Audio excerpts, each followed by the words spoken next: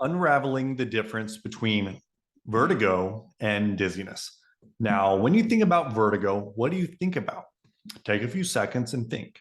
When you think about dizziness, what do you think about? Well, when patients come into my office, they routinely use the terms vertigo and dizziness interchangeably as if they're the same thing.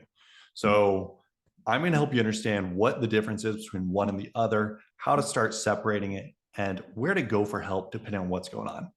So let's first go with vertigo. Vertigo is a sensation of something spinning. Now, with that, it could be either you're spinning or it could be the room is spinning. There's a difference between what's happening. For example, the most common type of vertigo that people talk about is BPPV. This is in relation to the crystals in the ear, where you can be turning over and then you'll have the room is spinning around you, lasts for about 30 to 45 seconds, highly unpleasant, but then it goes away. Now, that is an example of the room spinning. Now, there's a different type of vertigo where you are the one spinning. Okay. This can be due to damage to the vestibular nerve or even centrally based mediated issues. So, when I say centrally based, the inner ear gets all of the credit for the vestibular system, but your vestibular nerve right here, cranial nerve 8, as you'll see, it's right here in the brainstem, the vestibular cochlear nerve. And then it has a lot of input into the part of your brain responsible for balance coordination, known as your cerebellum. Now, when we talk about dizziness, dizziness is really just a sensation of being off balance. Some people describe it as a shifting back and forth side to side, rocking forward and back. Oftentimes they'll just say, well, I get dizzy when I stand up, which is more of a lightheadedness.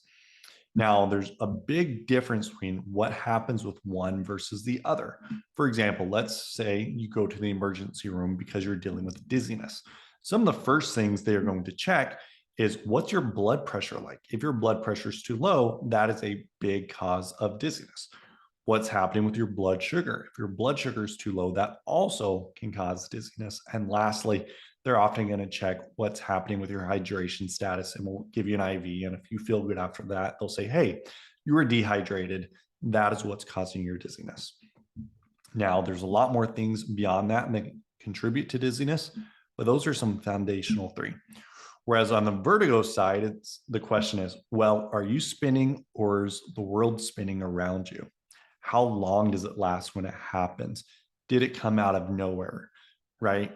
Or has it slowly, progressively been getting worse over time? Are there hearing changes associated with it? Have you recently been sick? Because you can have virus or infectious induced vertigo, such as vestibular neuronitis or labyrinthitis. Okay. The difference between those is neuronitis isn't going to have any hearing issues, whereas your labyrinthitis will. So those are all important questions that you're going to be asked to identify what is the difference between one or the other. And sometimes you'll go through all the testing, which is absolutely necessary, right? We want to make sure there's nothing crazy going on that really has to be addressed by immediate attention. Make sure that's done. But sometimes you go through all the testing and they're like, look, we did everything looks fine. Guess what? It can still be an issue with your vestibular system because a lot of the tests that are done are really meant for the peripheral aspect and not the central based component of your vestibular system. So when it comes to evaluating vertigo and dizziness, let's just say both of these are an impact on how your brain is functioning. So let's look and say, how is your brain functioning? Two of the best ways to do this are through balance and eye movement testing. When we look at balance, do eyes open as well as eyes closed on a firm surface and on a perturbed surface, such as a balance pad. Now, here's one of the balance pads that we use. Okay, you stand on it, and guess what? If you have something that needs to be addressed, we often find it with that.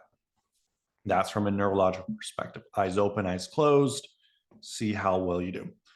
It should also be noted that when we look at balance, balance is made up of the information you see. It's made up of the information that comes from your joints and your muscles, such as in your neck as well as in your feet. It comes from your inner ear and even more centrally within your vestibular system. Okay. And then lastly, also can be from hearing, which tends to play more of a minor role compared to the others. Those all need to be addressed. But that's not sufficient. If people stop there, they often are still going to struggle to get better because those are a reflection of brain health and functionality. The other question you have to ask is what is going to negatively impact the way the brain's functioning? That's where, as I mentioned, some of the things that are going to be addressed when you go to the hospital is going to be your blood sugar, your blood pressure. Now, they're often looking for it to be too low, but also having it too high can also be an issue. What's happening with infections? What's happening with gut health? What's happening with thyroid, right? What's happening with hormones? There's a lot of things, and we could really keep going that can contribute to dizziness that you may be experiencing, or that can contribute to vertigo and can make it worse. So whenever you do go through rehab, you don't get the results out of it the way you'd like it to be. So I hope this is making sense. A lot of people are using dizziness and vertigo interchangeably. Once again, vertigo is definitely a spinning sensation. It may be you, or it may be the world spinning around you. And there are different causes of it. Make sure you have it properly evaluated and treated. Whereas on dizziness is more of a sensation of being off balance. Some people it's shifting, it's rocking, it's lightheaded, but there's a lot of different causes as well that we have discussed. But both of these, make sure you get everything evaluated properly. There's rehab that can be done if it is due to the brain versus something that's just negatively influencing the brain. Depending on what is found determines the treatment you need. I hope you found this useful. If you did, let me know. What if this was new? What would you like to learn more about? The areas I like talking about the most are concussions, traumatic brain injuries, brain health, depression, PTSD, and anxiety. And really overall, just anything related to the brain, I really like talking about. If you'd like my help, you may visit my website to get started. And lastly, we have a lot of other videos available for you to learn from. Remember, this is educational material only. Please check with a qualified medical provider who can help guide you, as the right approach for one person may not be the right approach for someone else.